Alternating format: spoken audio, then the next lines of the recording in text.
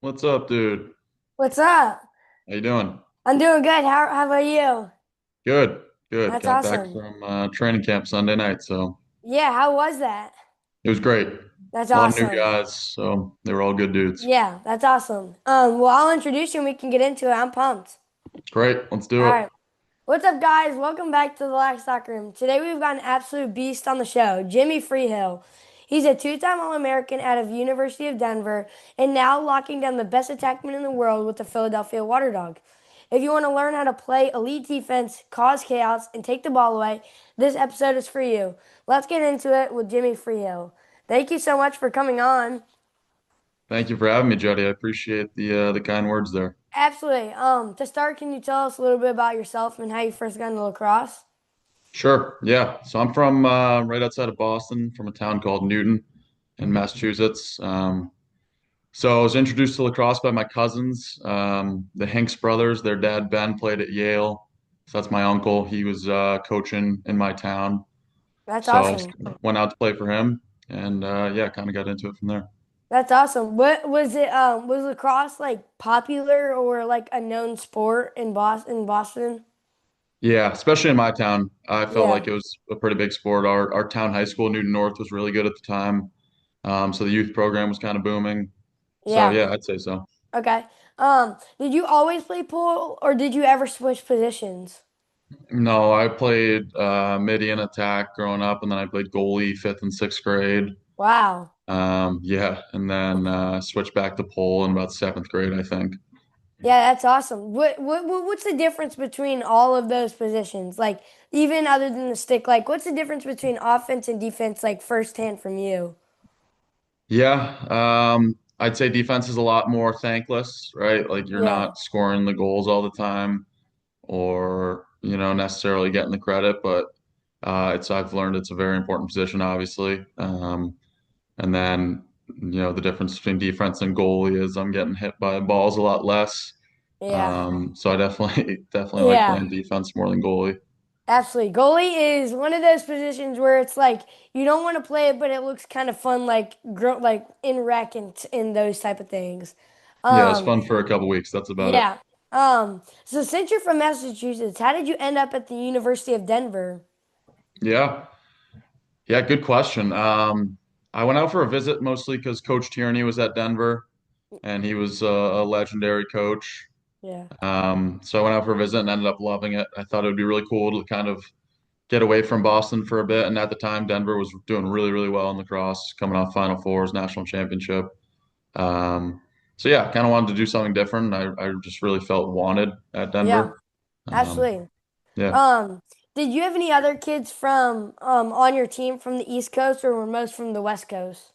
Yeah, Mike Lampert, who actually plays for the Waterdogs now too. I grew up playing with him my whole life for the Clams, which is the club team we played for. Okay. He was going to Denver in the grade above me. Um, so that was helpful to know another familiar face going. Yeah. Yeah, really cool. Played with him growing up and then played with him at Denver and now in the PLL. So it's been a pretty, Yeah. pretty fun ride with him. Yeah, so kind of going off that, I talked with Zach Geddes, who plays for the Outlaws, and he mentioned that the altitude adjustment is tough. Did that affect you at all? Definitely. It's really hard when you first get out there. I'd Really? say as time goes on, you get pretty used to it and it just becomes very normal to you. Yeah. But my freshman fall, yeah, I remember there were some tough days for sure where I was questioning Yeah. whether or I, not. I can imagine. How much higher is it than like a normal stadium? It's a good question. It's a mile high. That's what they say, Wow. the mile high city. So I think like Boston's probably pretty close to sea level or at sea level. Yeah. So yeah, it's different for sure. Yeah. So what was a typical day like when you were in season during college? Yeah, I'd wake up, hopefully, hopefully not have an 8 a.m. class, but sometimes you have an 8 a.m. class. Yeah. But usually like a 10 a.m. class and a noon class, and then film at 2:30, practice 3 to 5, and then some days you have lift after that. So we practice in the afternoons. The afternoons were long, definitely long days in the afternoons, but all well worth it. Come Yeah. Saturday, come game day. Absolutely. What was it like, like on those 8 a.m. classes? What was it like waking up and then like knowing you had practice like after all those early after all those early classes?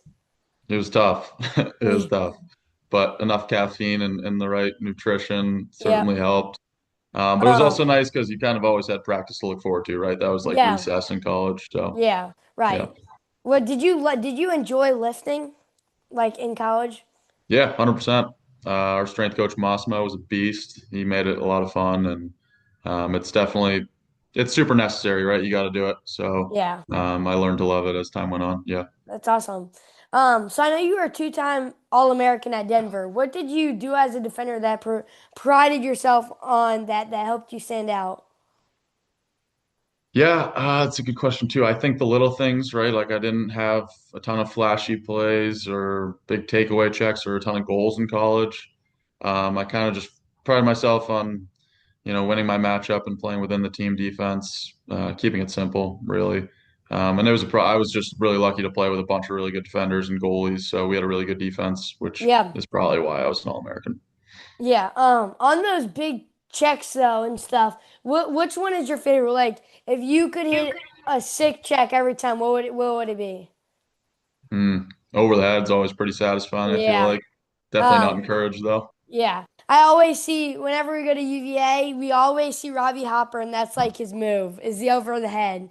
Even though it's not Yeah, encouraged, but he always like they played Notre Dame 2 weeks ago, I think, or something like that.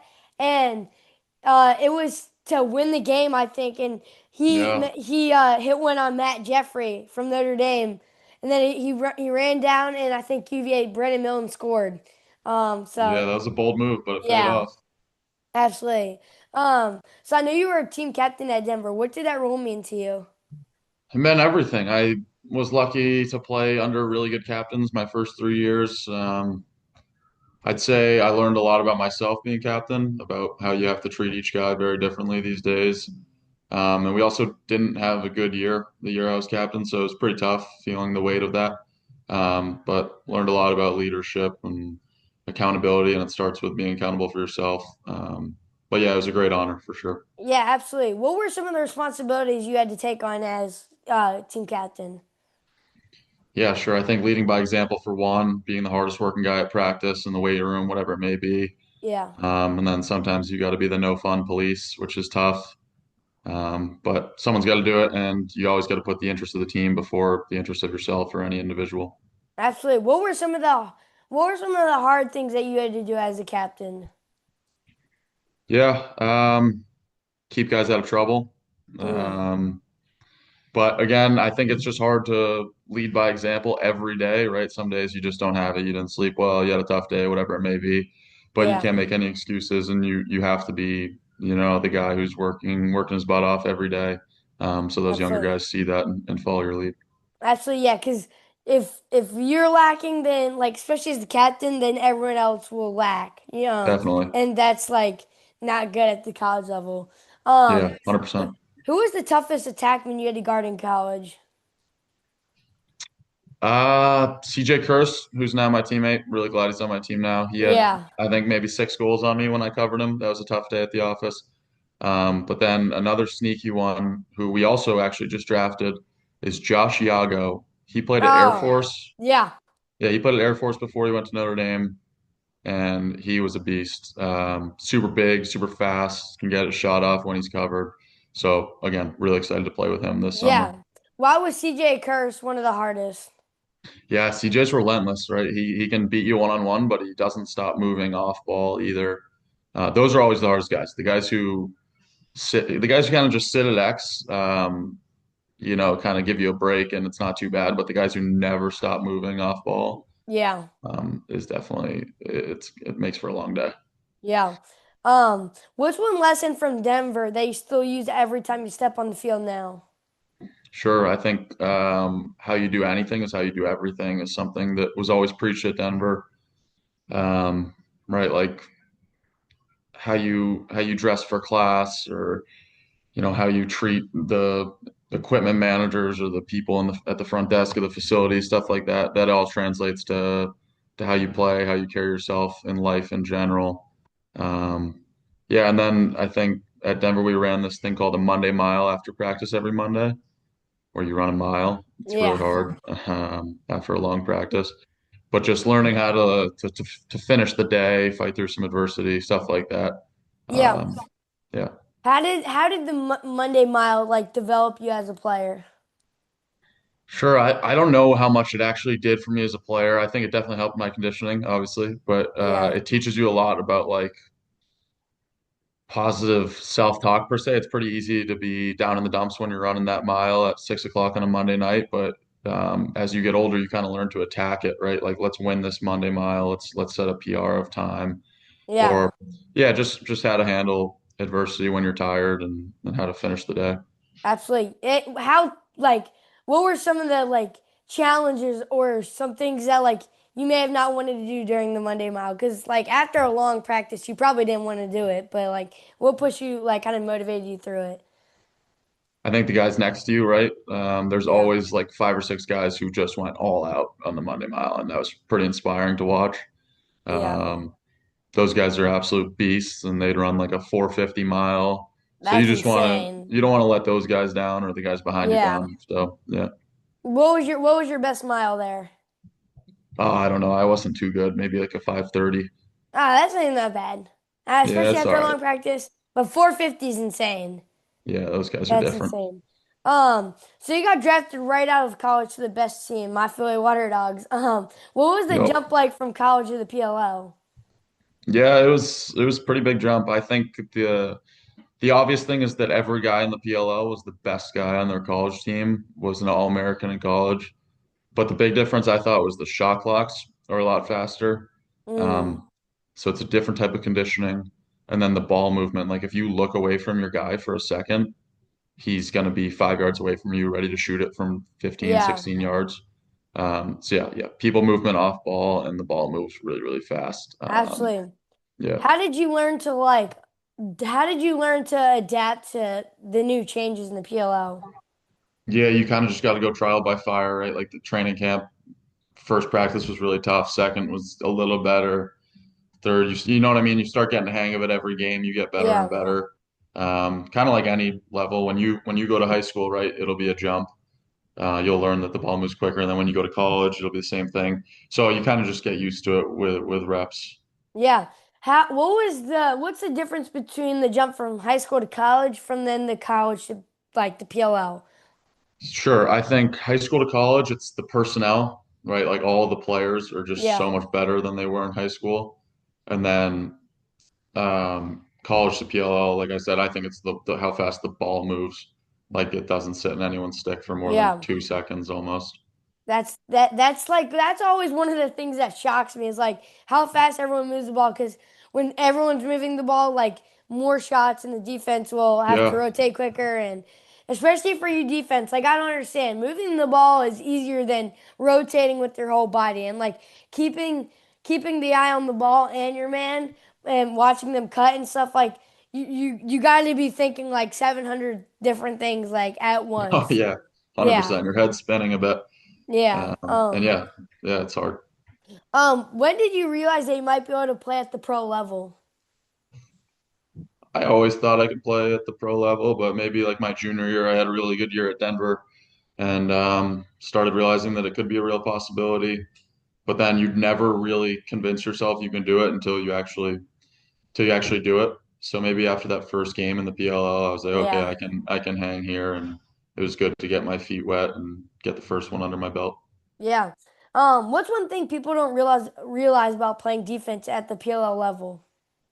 Sure. Yeah, kind of like I was just talking about, like how fast the ball moves. You know how youth lacrosse, they always tell you like head on a swivel when Yeah. you're playing defense. Yeah, your head's got to be on a swivel really, really quickly in the PLO because if you're looking at the ball for too long, like I said, your guy's gone and it's going to be in the back of the net. Yeah. So kind of going back to like CJ Kirsten, so what made him like, what do you think like made him be able to always do that and have it in the back of his mind to be like, oh, I'm always going to be moving. I'm not going to stop moving. Yeah. Well, one, I think he's a really good athlete and that he's in great shape, so he doesn't really get tired. Mm, So obviously he's prepared in the off season. And two, I think he's just a really smart player, and a hard yeah. worker. So I think he's learned that I think he knows now how good he is, and that's pretty scary for the rest of the league. Yeah. I know. Yeah. Well, coming in like his rookie year, like it was crazy. Like just like you think he's good in college, but as soon as he gets the PLO and starts showing up on like some PLO defenders, it's like it just starts blowing you away. Like he can compete with everyone. Oh yeah. Yeah. He's the Um, best player in the world. yep. What's it like guarding the best attackman in the world? What's going through your head like before a matchup? Yeah, it's tough. But I love it. It's why I still play the game. It's really fun to test yourself against some of these guys, especially in the PLL that you've been Yeah. watching kind of your whole life. Again, for me, it's keep it simple, play your angles correctly. I'm not trying to take the ball away from these guys. They're too good for that. So yeah, I'm just trying to send them to where I want them to go, play my angles correctly, and Yeah. yeah, hope for the best kind of. Yeah. So say someone's like at X and they're lining up and what are like your thoughts when he's getting ready to dodge towards you? Yeah, I'd ideally want to send them to their weak hand. And then like a lot of teams will try to turn guys at GLE, but I think that guys are too good at the inside roll now and you can crease dive. So I'd rather try to send them up and away. So if they're dodging from X, my goal is to get them going towards the substitution box or kind of like that midfield pylon. Right, like Yeah, I just want to drive them up and away and make them take a pretty contested up the half shot if possible. absolutely. And if you're guarding like someone like Chris Kavanaugh or someone that's super shifty like inside, well, what is like kind of your approach when you first get on them? Yeah, I like to keep my distance a bit. Um, so you try to get my stick out in front, use the whole 6 feet of my pole, and then just patience. Like a lot of those guys, like you said, the shifty guys try to bait you with a move. So I just try to not bite on that first move, Yeah, stay patient, and kind of a lot of times the really quick guys will end up just kind of running into you if you stay yeah. patient. And like those shifty guys, when they end up, if you bite on the first one, how do you recover quickly? Yeah, it's tough. Again, you can use the crease to your advantage, right? We can run through the crease, but they can't. Right. So let's say I'm at X and I bite on a move, I'll try to really quickly recover through the crease, Yeah. kind of run the rails is what we say. Try Absolutely. to meet And them before the goal line. yeah. And in case they're super fast, like Michael Sowers or someone, would you communicate with another defender to switch maybe with their guy? So maybe that slide goes and you try and get on the other guy quickly? 100%, you're right on there. Yeah, if you get beat early with these quick guys, a lot of times a guy like Sowers will draw a slide really early. So your Yeah. first move will honestly be to recover to the And inside to try to find the yeah. open guy. Yeah. Yeah, he is another player. He is like as fast as man is seen. Especially with like how fast he can move from like left to right. It's crazy. Yeah. No, he's a Um, special talent. yeah. Do you prefer playing on ball defense or being the slide guy and causing chaos? Yeah, I my role in the PLL now, since we have Kenny Brower and Gavin Adler, who are both really true shutdown cover guys, is I'm usually covering the off-ball guy. Okay. And it's fun. Yeah, you can create some chaos in sliding for sure. You can get out in transition, try to score some goals, but it's also really hard, like covering a guy like Xander Dixon, who Yeah. runs like 10 miles a game just running around the crease. Yeah. So yeah, you got to keep your head on a swivel and be really, really wide awake the whole game. Absolutely. Um, so yeah, it's tough, but it's fun. That's cool. Have you ever scored a goal in the PLL? Yeah, I had a couple 2-pointers last year, which was really cool. Yeah. It's a good feeling for sure. Absolutely. Like scoring a pull goal is crazy. I was actually I'm a lefty attackman, right? But Yep. we were beating this team like a bunch and go so sorry. Coach was like, take this pull and go play LSM. So I ended up getting out there and facing off just because we were just having a Yep. blast. And I win the face off and then I throw it off and then, I come back and we're on defense now. And then and I'm playing defense and I like hit this kid as hard as I can and he drops the ball and then um and we're up and out, right? So the ball swings around our horn and I'm like top left. Um and I catch the ball and I shoot it with the pole and score. First pole It's goal a good ever. feeling. Yeah, it's crazy. You think you can shoot it harder with a pole? No, no way. You think you shoot it harder with a shorty? Yeah. Okay. 100%. I think I should hire with a short stick. Although all the records for the fastest shot in the PLO have Yeah. been with the long pole. I was gonna say Um, when you get older and you grow a little bit even more, yeah. you'll probably be able to shoot harder with a pole. Yeah. I wonder why it is like the pools always shoot faster. I think just the longer stick is probably why you can Yeah. generate more torque, I would guess. I don't know the science behind it per se, Yeah. but When you're watching film, what are you looking for in an attackman? yeah, good question. Um, I'd say I used to like study a lot of their moves, like when he is gonna hitch, what does that look like? Or when he's gonna split, what does that look like? Yeah. But now in the pros, I'd say these guys mix it up so much that it's more just tendencies. Like I'll look at shot charts. If a guy shoots 80% of his shots righty, obviously I want to send him to his left hand. Yeah. Um, if he shoots a lot of his shots going down the alley, maybe I'll send him topside or vice versa. Stuff like that. So I kind of use more analytics now than I ever did before. Yeah. On average, how much time do you think you spend like studying film for a game? Yeah, a lot. You do? Um, Yeah. yeah, we have team film sessions every Monday and Wednesday night, and Mm. then those are like an hour each, and then I'll put in an hour on Tuesday and Thursday too. But it's not just like on my matchup, right? Like it's Yeah. more of the team we're playing in general, what they like to do, what other Oh, yeah. defenses have done to slow them down, stuff like Right. that. That's awesome. What's one mistake young defenders make all the time? Sure, I think especially nowadays with all the social media, a lot of young defenders are looking to take the ball away every time they're covering somebody. And I was the same way as a kid, and I was the same way in high school. But I Yeah. learned quickly in college that the point of defense isn't to take the ball away with an over the head check. It's when the guys get really good, you got to just play simple, patient Yeah. defense.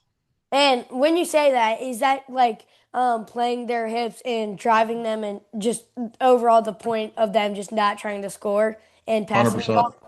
That makes 100%. sense. Yeah, it's driving hips, and then right when it looks like he's about to shoot or pass, that's a Yeah. good time to kind of shoot your stick up under their arm or try to get on the gloves to Yeah. disrupt that.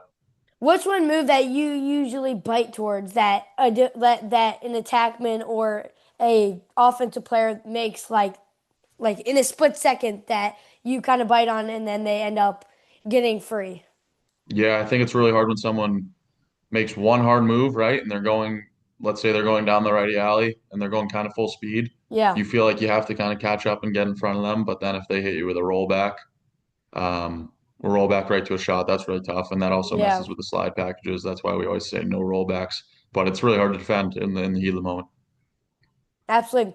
And like when you're doing that, like how when say someone like you just said is going down the right alley as fast as they can, as soon as the person starts slowing down, would you recover to the inside crease and then someone else slides the crease slides so y'all switch basically?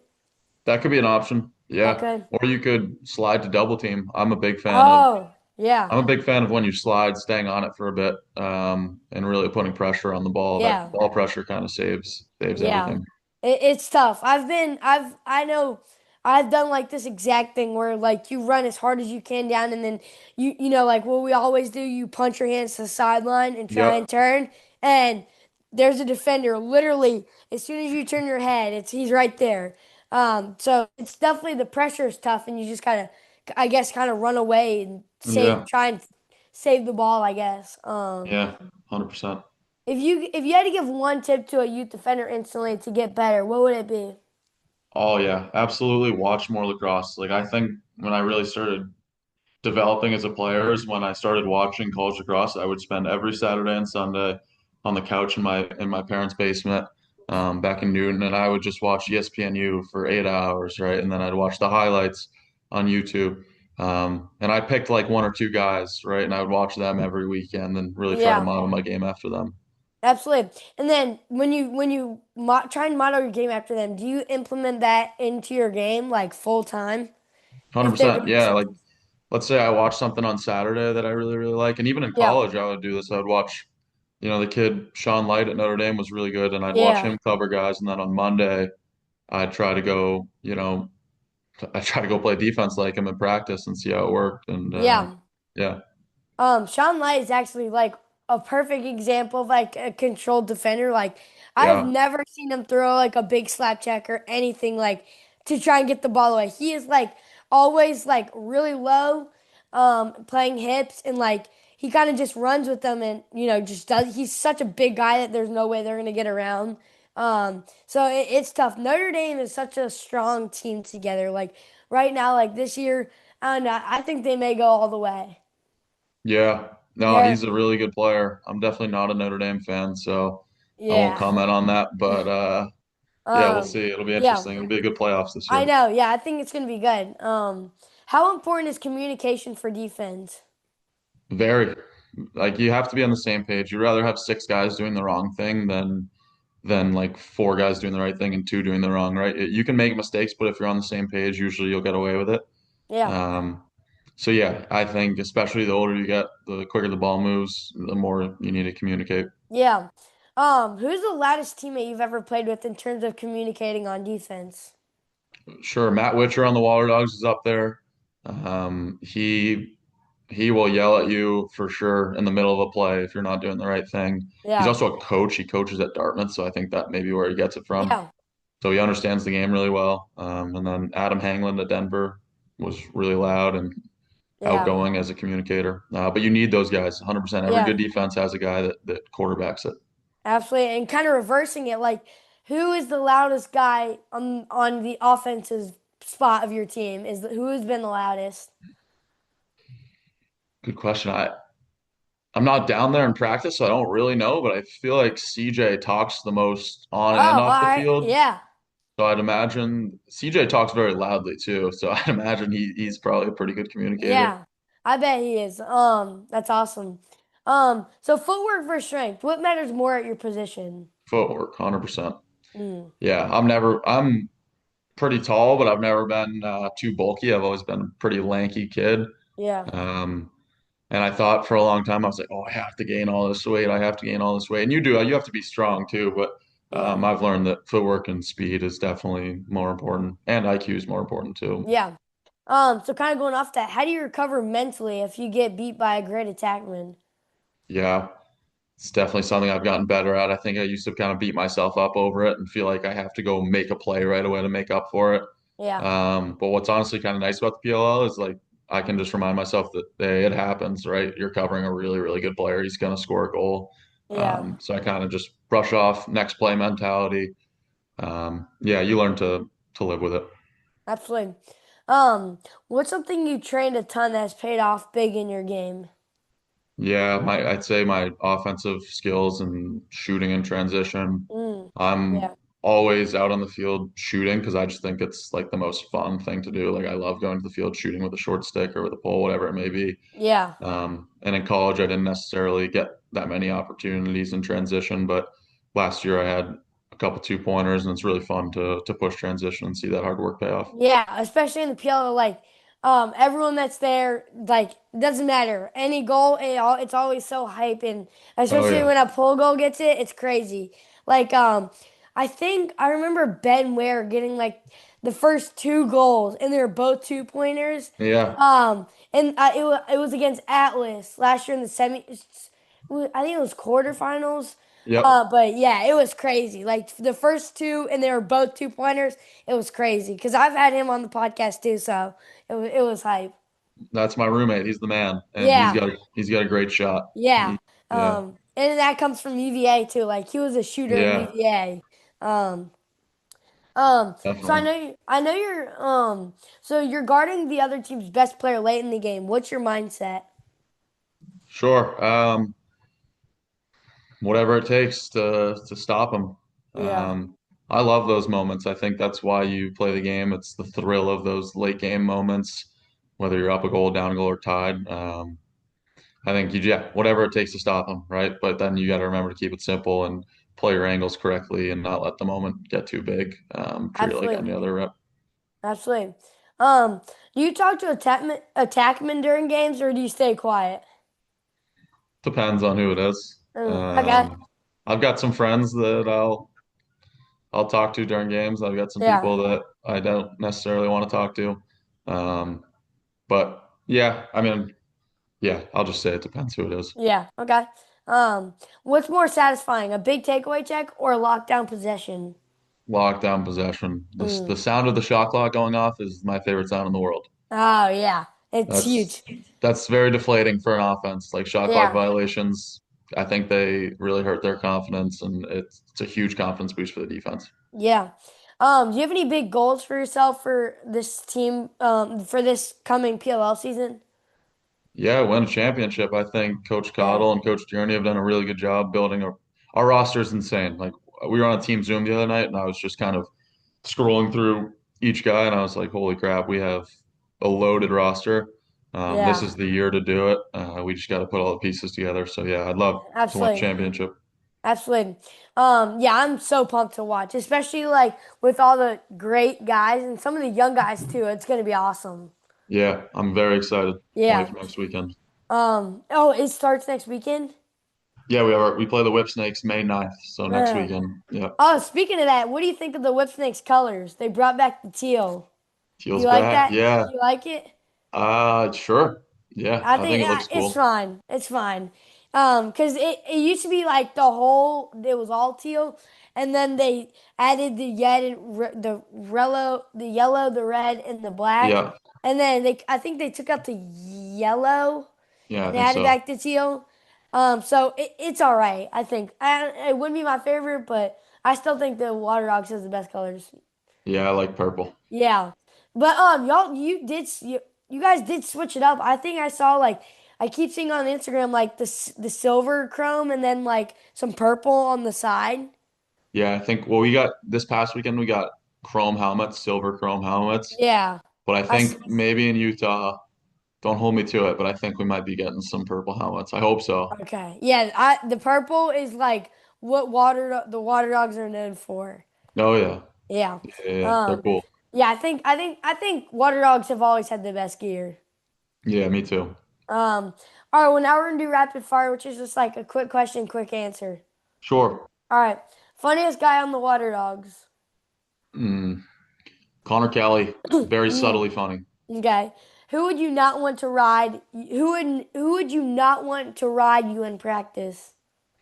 Okay, here's this is a good one. I have a good relationship with Kieran McCardle where I don't slash him too hard and he doesn't slash me too hard in practice. Okay. But if someone slashes him really hard, he's going to get his money's worth on the ride. He Yeah. slashes very hard in game, so I would not Yeah. want an angry Kieran McCardle riding me. Okay. What's the most ridiculous chirp you've ever had on the field? A lot of guys in the PLL will ask you what your name is, like basically saying you're a nobody. That's honestly pretty funny, and Really? I get it. Yeah, Yeah, that's pretty ridiculous. If you had to switch positions for one game, where are you playing? crease attack. I'd take Jake Taylor's spot and just let Oh, Sowers and Kieran feed me all day. all right. What's your favorite stick setup? Whatever the lightest shaft in the game is. So All right now I'm right. using one of the Warrior shafts. It's really light. I like a light long Oh, is pull. it? I think I know what you're talking about because my teammate has it, and it's a warrior. I think it's like Warrior Evo maybe, Warrior Evo Yeah, it's a something. feather. It's great. You Yeah, can it shoot is it really us. hard. Yeah. Yeah. And then I That's use what. Maverick heads. Okay. Favorite defensive drill. Hmm. Shooting two pointers at the end of practice. Okay. Slide early or trust your matchup. Trust your matchup. PLO championship prediction. The Water Dogs, baby. Mm. And then lastly, your go-to karaoke song. That's I don't know. I don't do much karaoke, but I mean I'm a Okay. song like I am a Justin Bieber guy, so maybe a little Okay. Justin Bieber. All right, that's valid. All right, well What's that's all yours? I mine. I think mine would be like Kind Joe. I think Oh, that's a good one. yeah. Yeah, I'll go That with the YMCA actually. oh okay, yeah, that's a good one. That's Yeah. a good one. Well that's all I got. Thank you so much for coming on. I really appreciate Thank you, it. Jody. I appreciate you having me. That was fun, Absolutely. man. Yeah, it was awesome to talk with you. Thanks so much, and I'm excited for this weekend. I appreciate it. Hopefully I'll Absolutely. see you at a game this summer. Absolutely. And if I'm ever there, which I will be, I'll scream for you and I'll maybe we'll meet up after the game or something. Yeah, shoot me a text. I'll get you some gear. I will. Oh, sweet. All right, thank you. Yep. See All you, right. buddy. See ya.